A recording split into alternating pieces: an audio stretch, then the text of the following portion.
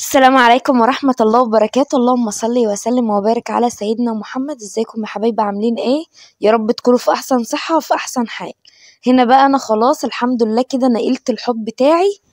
زي ما انتوا كنتوا شايفين النظام، كان الحوض في الطرقة. الراجل بصوا كسر لي حاجات بسيطة خالص. ف يعني بصراحة انا جبت كذا سباك وسألت، ويعني اللي حسيته يعني هيوفر لي وهيلم لي الدنيا ويخلص لي بسرعة جبته. شفتوا الدنيا كانت متبهدلة عندي قد ايه، والاسمنت كان مغرق الدنيا. ده احنا كمان شلنا كتير. بصوا التراب كان مالي المطبخ، وكنت بقى ساعتها لسه بطبخ.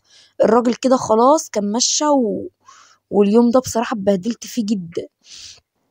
وديت بقى محمد ابني عند اختي اليوم ده تقريبا كان في نص الاسبوع اللي فات، او في اول الاسبوع كده. كان يوم اليوم ده كان يوم الخميس. يوم الخميس ده اتبهدلت فيه خالص. وكمان رحت عند ماما يوم الاربع، رجعت شقتي يوم الجمعة اللي بعدها. فبصراحة شقتي محتاجة نقلة جامدة. بصوا انا بغسل الالمونتان زي ما انتوا شايفين، سلكة ناعمة وشوية اريال، وبغسل بيبقى زي الفل كأنه لسه جديد. فهنا بقى كنت خلاص حطيت الغسالة في الصالة عشان اغسلها، وزي ما انتوا شايفين كده ببدأ بقى ايه اغسل حاجة حاجة كده، لان الشنيور مع بتاع السيراميك كمان. فالدنيا بقت كلها تراب بره وجوه وعلى السراير وكل حاجة. فانا كده بغسل كده بالسلكة، وبمسح كده ايه بأي حتة قماشة عندي، بتكة كويس وبمسح، واقعد اشطف وامسح. بتبقى زي الفل كأنه لسه جديد. فهنا بقى ايه كان محمود بصراحة بيساعدني. يعني محمود بصراحة شال عني كتير. هو بقى يشيل الاسمنت والاتربه والحاجات دي، وانا وراه اغسل الحمامات واغسل المطبخ واغسل المواعين. وهنا كنت بعمل الاكل جنبي وانا واقفه. فهو كان كل ما يعمل حاجه يجي يوريني، يقول لي كده تمام كده مش عارف ايه. بصراحه ما سابنيش في اليوم ده، لانه طبعا اليوم ده قعدوا من الشغل. يوم الخميس والجمعه دول كانوا يومين بهدله بصراحه.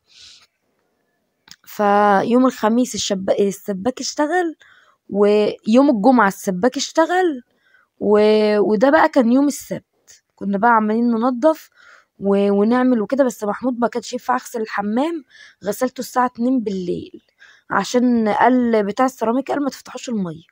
بصوا المطبخ بيبقى زي الفل كأنه جديد. انا ايدي في حاجتي يا جماعة، بحب انضف حاجتي قوي. بحب انضف حاجتي يعني زي اي ست بصراحة. ايدي في حاجتي على طول، وبخاف على حاجتي. وبحب اجدد بقى في حاجتي. احب مثلا ايه انقل العفش من هنا لهنا، اجدد النظام كده. هنا بقى كنت غسلت الغسالة وخليتها زي الفل وحطيتها في المكان ده، وعمل لي صرف ليها، وعمل لي كمان حنفية.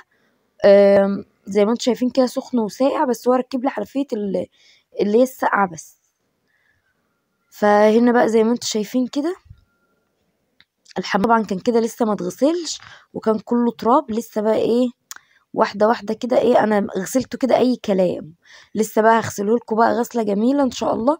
انا فرحانة قوي قوي بالنظام ده، لانه ريحني. كنت تعبانة قوي يا جماعة، كنت بغسل بالطبق، فظهري تعبني جدا. فبعمل حاجة حاجة كده بوضب في شقتي. دخلت الحوضة. بصوا الراجل ما كسرليش كتير، هي الحتة الصغيرة اللي على الارض دي بس اللي كسرها لي تحت، والحتة دي بس اللي كسرها لي فوق. والسيراميك مقارب لبعضه، اللي يشوفه ما يقولش ان انا كسرت حاجة. انا بغيب عليكم في القناة، فيديو بيضرب مشاهدات عالية وفيديو ما بيجيبش مشاهدات.